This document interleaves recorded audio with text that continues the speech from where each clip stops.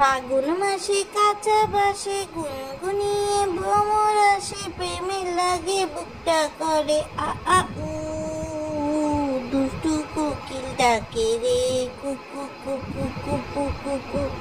আসসালামু আলাইকুম দর্শক, সবাই কেমন আছেন? আমরা চলে আসলাম নতুন একটা ভিডিও নিয়ে। দর্শক দেখেন, আমি কিন্তু আজকে অনেক খুশি। যারা প্রথম থেকে আমার চ্যানেলের সাথে ছিলেন তারা জানেন যে আমার চোখে ব্যাপারী পরিবারের বেস্ট কাপল হচ্ছে বাপ্পি আর মিম। আমি এদের দুজনকে সবসময় একসাথে দেখতে খুব পছন্দ করি। বলতে গেলে ব্যাপারী পরিবারের সুলতান সুলেমান আর হুররাম হলো এই মিম আর বাপ্পি। আজকে যখন আমি দেখলাম মিমের মা হওয়ার কথা শুনে বাপ্পির চোখ দিয়ে নাক দিয়ে জল গড়ায় পড়িতেছে, তখনই আমি বুঝতে পারলাম যে এই বাচ্চার বাপ কোনো সময় ওই গাইঞ্জাখোর বাবু হতে পারে না। এই বাচ্চার একমাত্র উৎপাদক কোম্পানি বাপ্পি ম্যানুফ্যাকচারিং কোম্পানি হতে পারে। দর্শক আপনারা দেখছেন, গত বছর যখন আপনার সাবিনা কিছুদিন পদ্মার চর এসে থাকছিল, সে কিন্তু তারপরে গিয়ে বলছিল সে প্রেগনেন্ট। আবার এইখানে মিম কিছুদিন পদ্মার চরে থাকার পরে এসে বলতেছে প্রেগনেন্ট। কেমনে জানি এরা যখন প্রেগনেন্ট হয় তখন বাপ্পি ওই পদ্মার চরের বাড়িতে উপস্থিত থাকে। এখন দেখেন, বাপ্পির হয়তো বা ভিকি ডোনার হওয়ার ইচ্ছা হয়েছে। সে মনে করতেছে আমি যদি সব জায়গাতেও আমার একটা করে শাখা খুলে রাখি তাহলে আসলে কোনো প্রবলেম হবে না। এখন আপনাদের মধ্যে কিছু সাধু সন্ন্যাসী সে বলবে, ছি আপনি এরকম নোংরা কথা কিভাবে বলেন? ভাই, ওরা যদি নোংরামি করতে পারে আমি বলতে পারবো না কেন?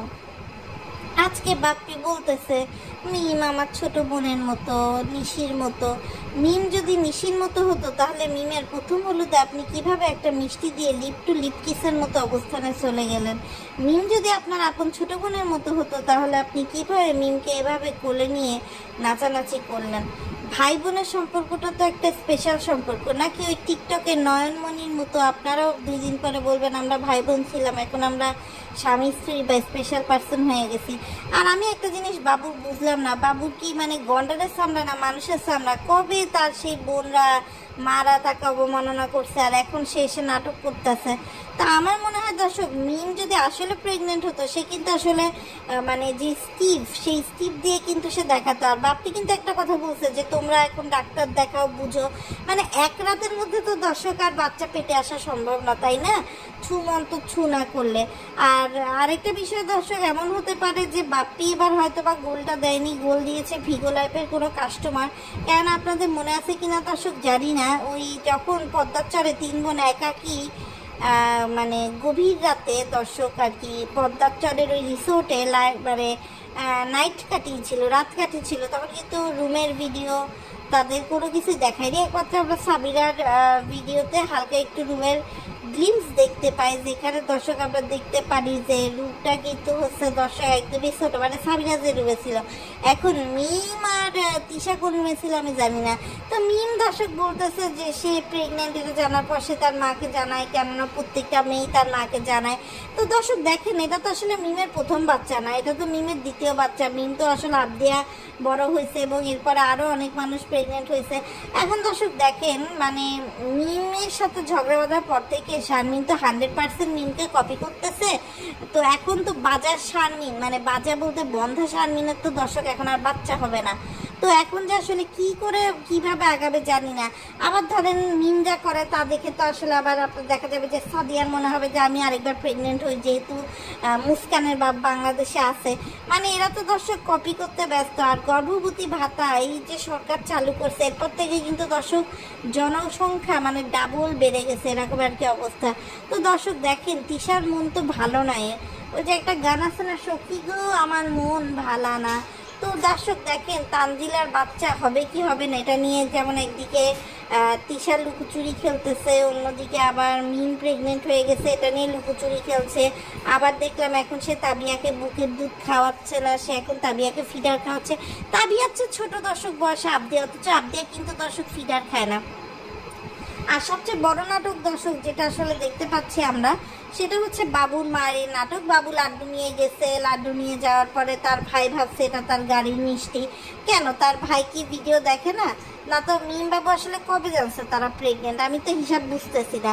মিমের হিসাব মতো তো তাহলে আরও আগে সে জানছে সে প্রেগনেন্ট, তাই না?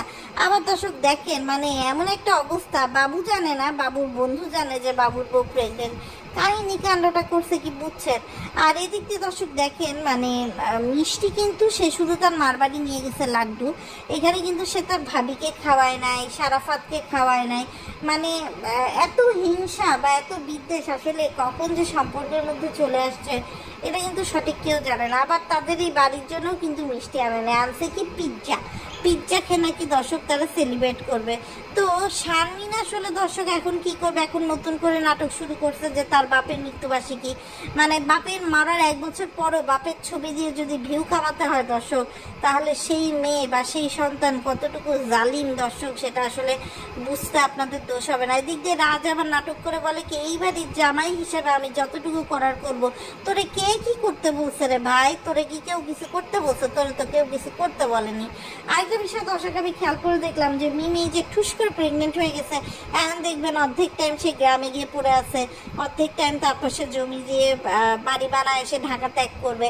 মানে সে আসলে মানে বাবুর সাথে তার বিয়েটা লিগটিমেট করতেই আসছিল, এবং এখন যখন বাবুর সাথে তার বিয়ে লিগটিমেট হয়ে গেছে, সে যখন কনসেপ্ট করে ফেলেছে, সে এখন দেখবেন আবার গ্রামে ফিরে চাল কনসেপ্টে চলে যাবে। এদিকে দেখি দর্শক শাহিন আবার ভিডিও দিতেছে যে সে আসলে কেন বাপ হওয়ার খবর শুনে খুশি না, হ্যান না ত্যান না। তোর বউয়ের ডেলিভারি ডেট যে কোনো সময়, এখন এই 10 মাস 10 দিন পরে সে তুই যদি বলস যে তুই বাপ হওয়া নিয়ে খুশি না, এইসব গল্প তোর কাছে কে শুনতে আসবে?